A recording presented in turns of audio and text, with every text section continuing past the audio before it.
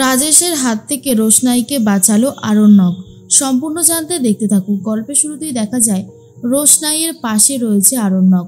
রোশনাইয়ের মা সুদর্শনা সুইসাইড করেছে, আর এই খবরটা সুপ্রকাশ পেয়ে যায়।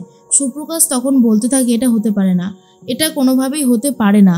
আর তখনই সুপ্রকাশের স্ত্রী বলতে থাকে, আচ্ছা তুমি একটু শান্ত হও, কি হয়েছে বলো তো। সুপ্রকাশ বলে, আমি মানতে পারছি না যে সুদর্শনা সুইসাইড করেছে, এবারে কি হবে?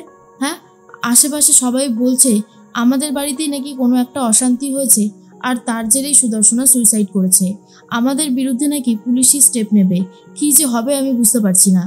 তখনই সুপ্রকাশের স্ত্রী বলে, আরে তুমি এত চিন্তা করছো কেন, দেখো সব ঠিক হয়ে যাবে, তুমি একবার ওই রাজেশ ভাইকে খবরটা দাও না। তখনই সুপ্রকাশ বলে, এটা একদম ঠিক কথা বলেছো, হ্যাঁ রাজেশ ভাইকেই আমাকে খবরটা দিতে হবে।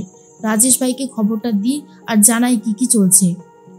এর মধ্যেই গরিমা অনেকবার করে ফোন করতে থাকে আরণ্যককে, কিন্তু আরণ্যকের ফোনটা নট রিচেবল আসছে।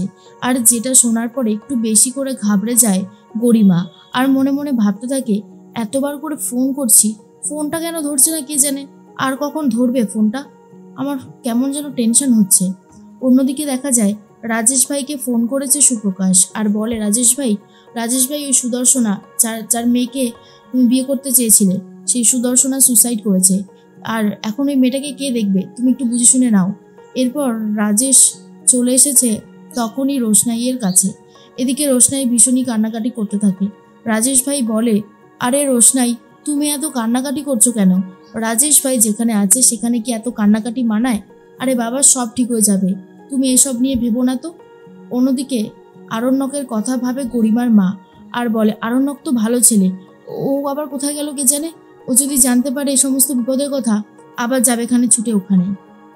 সুপ্রকাশ বলে, দাঁড়াও না, দেখছি কি করা যায়। এর মধ্যেই রাজেশ ভাই বলে, আচ্ছা অফিসার এবারে কি হবে?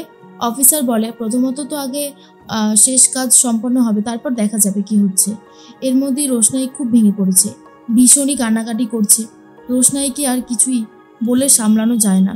রোশনাই তখন বলে, জানি না কি করে সামলাবো নিজেকে। আরণ্যক বলে, দেখো রোশনাই তুমি একটু নিজেকে সামলাও, আমি জানি এই লড়াইটা ভীষণ কঠিন, আমি যত যাই বলি না কেন, তুমি বুঝতে পারছো তো জীবনটা কতটা কঠিন হয়ে গেছে। সত্যি কথা বলতে গেলে আমি তোমার পাশে আছি, তোমার যা সাহায্য লাগবে তুমি আমায় বলবে। এরপর গ্রামবাসীরা বস্তিবাসীরা অনেকেই বলতে থাকে যে রোশনাইকে কে দেখবে, কি হবে এবার মেয়েটার। তখনই রাজেশ ভাই বলে, আরে আপনারা চিন্তা করছেন কেন, রাজেশ ভাই যখন কারোর দায়িত্ব নেয় তখন কি আর চিন্তা করার কোনো বিষয় থাকে? রাজেশ ভাই সবটা সামলে দেবে, আপনারা একদম চিন্তা করবেন না। এর মধ্যেই রাজেশ ভাইকে আরণ্যক বলে, আপনি কি দেখবেন, রোশনাই আপনাকে বিয়ে করতে চায় কি চায় না সেটা একটা বড় কথা, আর রোশনাই যদি আপনাকে বিয়ে করতে না চায় তাহলে আপনি জোর করে ওকে বিয়ে করতে পারবেন না, আপনি জানেন তো জোর করে সম্পর্ক তৈরি করা যায় না। তখনই রাজেশ ভাই বলে, এই তুমি সেই ছোকরাটা না, প্রকাশবাবুর হবু জামাই, তুমি এখানে কি করছো? আরণ্যক বলে, একজন বিপদে পড়েছে আর এই বিপদের দিনে তাকে সাহায্য করব না সেটা তো হতেই পারে না, তাই না? আমি তাকে সাহায্য করতে এসেছি, কেন আপনার অসুবিধা হয়েছে? তখনই প্রকাশের কথাই ভাবতে থাকে এদিকে এই রাজেশ ভাই, আর বলে, প্রকাশকে তাহলে সবটা জানিয়ে দিই তুমি এখানে রয়েছো।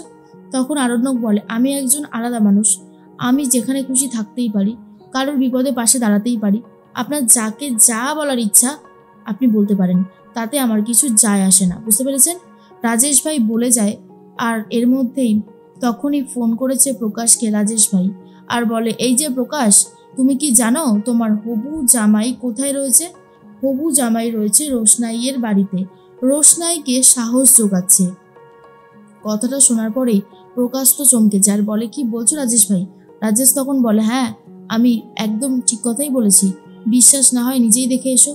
এরপর প্রকাশ বলে, শোনো, তুমি যত তাড়াতাড়ি সম্ভব রোশনাইকে বিয়ে করো, না হলে তোকে হোমে টোমে পাঠিয়ে দেবে, হোমে থাকার থেকে তোমার স্ত্রী হয়ে বাড়িতে রাজত্ব করাটা বেশি ভালো হবে। তখনই অফিসারের সাথে কথা বলবে বলে ঠিক করেছে রাজেশ ভাই, প্রকাশকে নিয়ে চলে গেছে অফিসারের কাছে। অফিসার তখন বলে, কি ব্যাপার বলুন তো আপনারা? রাজেশ ভাই তখন বলে, অফিসার ওই মেয়েটির মা সুদর্শনা, এনারই বোন হয়, এবার বলুন আপনি। প্রকাশ তখন বলে, হ্যাঁ আমারই বোন হয় সুদর্শনা, ওই ঠিক করেছিল রাজেশ ভাইয়ের সাথে রোশনাইয়ের বিয়েটা দেবে, তাই হোমে পাঠিয়ে দিলে ঠিক আছে, বাট ওখান থেকে কিন্তু আবার রাজেশ ভাইয়ের কাছেই রোশনাই আসবে, কারণ রোশনাইয়ের সাথে বিয়েটা কিন্তু হবে রাজেশ ভাইয়ের। অফিসার বলে, সেটা ঠিক আছে, আপনারা যদি নিজেরা ব্যাপারটা বুঝে নিতে চান তাহলে আমাদের কোনো আপত্তি থাকবে না, আর কেনই বা থাকবে, তাই নয় কি?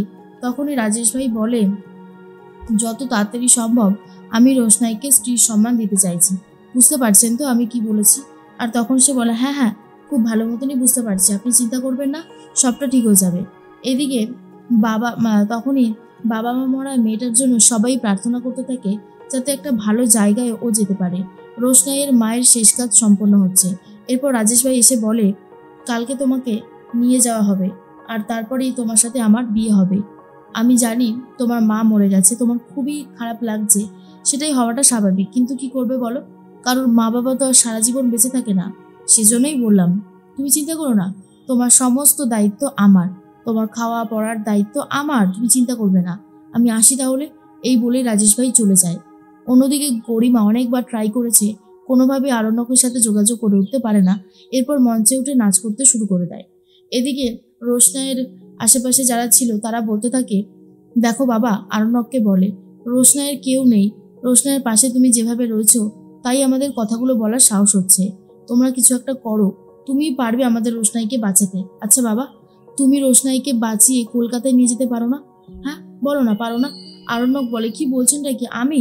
তখনই বাকিরা বলে, হ্যাঁ তুমি, তোমার মধ্যে সেই জেদটা আমরা দেখেছি, রোশনাইটা খুব ভালো মেয়ে, ও না এরকম একা হয়ে যাবে আমরা ভাবতেই পারছি না, আর ওই শয়তান রাজেশ ভাইটা যদি ওকে বিয়ে করে তাহলে ও সারাটা জীবন জ্বলে পুড়ে শেষ হয়ে যাবে, তুমি কিছু একটা করো বাবা, তুমি কিছু একটা করো।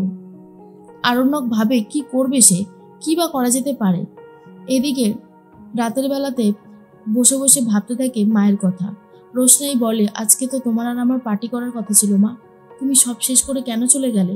এরপরে আকাশের দিকে তাকিয়ে রয়েছে আর বলে, তুমি বলেছিলে মানুষ মরে গেলে তারা হয়ে যায়, এতগুলো তারার মধ্যে তোমাকে কোথায় খুঁজবো, কি করে জানাবো তোমাকে মনের কথাটা?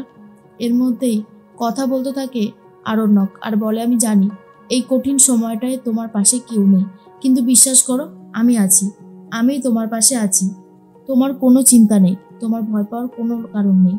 এরপর কষ্ট পেতে থাকে রোশনাই। রোশনাইকে নিয়ে পালাবে বলে ঠিক করেছে আরণ্যক, যাতে রোশনাইয়ের ভালো হয়, ওই রাজেশ ভাইয়ের থেকে রোশনাই বাঁচতে পারে। পরের দিন সকাল হতেই রোশনাইয়ের জন্য নিজে চা করে নিয়ে এসেছে আরণ্যক আর বলে, দেখো আমি তোমার জন্য নিজে চা করে নিয়ে এসেছি, আর এরপর তোমার জন্য অনেক বড় সারপ্রাইজ অপেক্ষা করছে। অন্যদিকে গরিমা ফোন করছে, ফোন ধরেন আরণ্যক। গরিমারও চিন্তা বাড়তে থাকে। সুরঙ্গনার থেকে জানতে পারে আরণ্যক সেই বস্তিতে রয়েছে, সারাটা দিন সারাটা রাত রোশনাইয়ের পাশে থেকেছে, কারণ রোশনাইয়ের মা মারা গেছে। কথাটা শোনার পরে গরিমাও চমকে যায়।